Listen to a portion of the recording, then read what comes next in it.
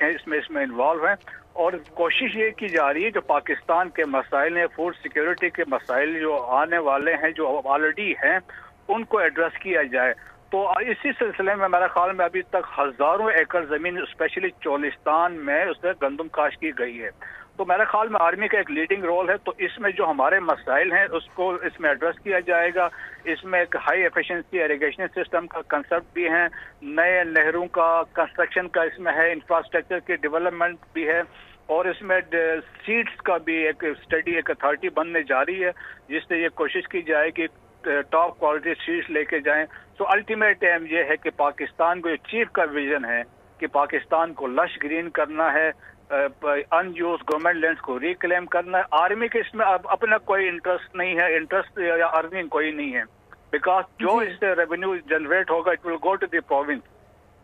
बहुत शुक्रिया brigadier retired Masood Ahmad साहब, ब्रिगेडियर रिटायर्ड वकार अफसर साहब और तज्जियाकार मोहम्मद अली साहब हमारे साथ मौजूद थे।